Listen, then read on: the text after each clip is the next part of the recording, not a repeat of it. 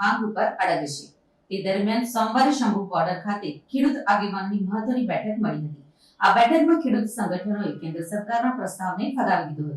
બેઠક નિષ્ફળ જતા ખેડૂતોએ 21મી ફેબ્રુઆરીએ ખેડૂતોની દિલ્હી કૂચ કરવાની તૈયારી કરી લીધી છે। પંજાબ અને હરિયાણાના ખેડૂતો પોતાની માંગ ઉપર અડગ છે। ખેડૂતોએ 21મી ફેબ્રુઆરીએ દિલ્હી કૂચ કરવાની તૈયારી કરી લીધી છે। ખેડૂત નેતા જગજીતસિંહ દલ્લેવાલે કહ્યું હતું કે સરકારના ઈરાદામાં ખામી છે। સરકાર અમારી માંગણીઓ પર ગંભીર નથી। અમે ઈચ્છીએ છીએ કે સરકાર એમએસપી માટે ફોર્મ્યુલા નક્કી કરે, એટલે કે 23 પાક માટે લઘુત્તમ ટેકાના ભાવ। સરકારની દરખાસ્તથી ખેડૂતોને કોઈ જ ફાયદો થવાનો નથી। દલ્લેવાલે કહ્યું કે અમે નક્કી કર્યું છે કે સરકાર દ્વારા આપવામાં આવેલા પ્રસ્તાવમાં કોઈ સ્પષ્ટતા નથી। સરકારે કરેલી દરખાસ્ત જોવા જઈએ તો તેમાં કશું જ દેખાતું નથી। અમારી સરકાર 1.75 લાખ કરોડ રૂપિયાનું પામ ઓઇલ બહારથી જ ખરીદે છે, પરંતુ જો આ રકમ ખેતી માટે તેલીબિયા માટે ફાળવવામાં આવી હોત તો ખેડૂતોને ઘણો જ ફાયદો થયો હોત। आप सबको बड़ी इंतजार थी कि प्रपोजल आई है, उसके ऊपर क्या किया है, क्या उसके बारे में कुछ तरह तरह के विचार चल रहे थे।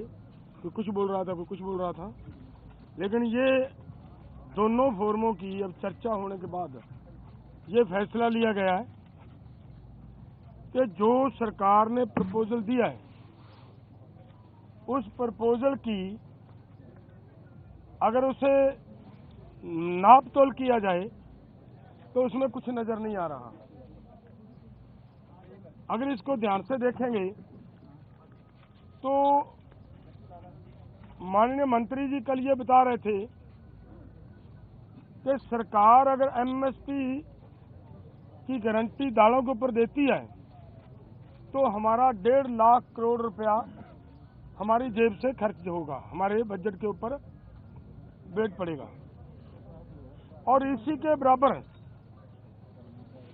एक खेती माहर साउथ का प्रकाश कामारेड्डी जी के अनुसार केवल 1,75,000 करोड़ रुपया अगर सभी फसलों के ऊपर एमएसपी दी जाती है तो 1,75,000 करोड़ रुपए के अंदर वो काम चल सकता है। तो फिर अगर सरकार इतने पैसा लगा भी रही है तो ये 2-3 फसलों का बिकने की व्यवस्था बनाए और बाकी किसानों को ऐसे छोड़ दिया जाए, ये हमें उचित नहीं लग रहा।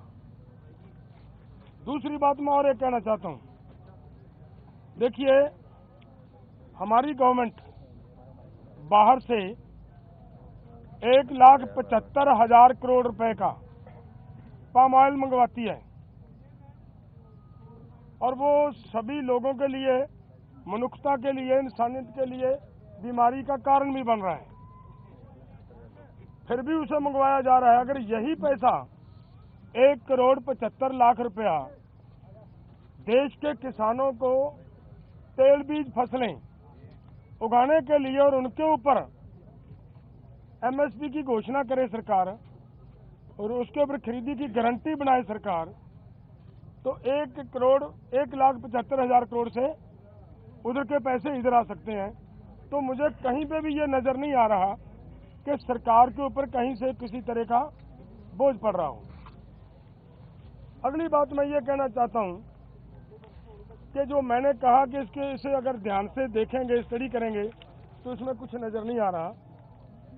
उन्होंने ये कहा कि उन लोगों को, उन किसानों को हम दालों के ऊपर और क्रॉप्स के ऊपर जो हमने 6 क्रॉप्स लिए हैं 5 उनके ऊपर हम खरीदी की गारंटी करेंगे जो डाइवर्सिफिकेशन कर दूसरी क्रॉप्स को छोड़ेंगे।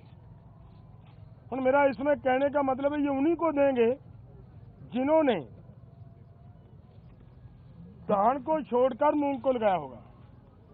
अगर जिन्होंने धान को छोड़कर मूंग को नहीं लगाया, अपने आप नेचुरल मूंग की बिजाई कर रहा है, उसकी खरीदी नहीं होगी। तो इसलिए इन सभी बातों से ये निकल कर आता है कि इसमें से कुछ किसानों को लाभ होने वाला नहीं है। हमारी मांग है कि पूरे देश के किसानों की 23 फसलों के ऊपर हमारी सरकार एमएसपी अनाउंस करती है, जो 23 फसलों के ऊपर एमएसपी की अनाउंसमेंट होती है वो इन्हीं के ही सीएसीपी की सिफारिशों के ऊपर होती है। और जब वो देती है सरकार हमें सीएसीपी के अनुसार एमएसपी का मतलब होता है मिनिमम सपोर्ट प्राइस को और गहनता से उसकी पड़चोल करोगे तो उसका मतलब ये होता है कि कम से कम आपको जिंदा रखने के लिए, आपको स्टैंड रखने के लिए एक सपोर्ट दी जा रही है।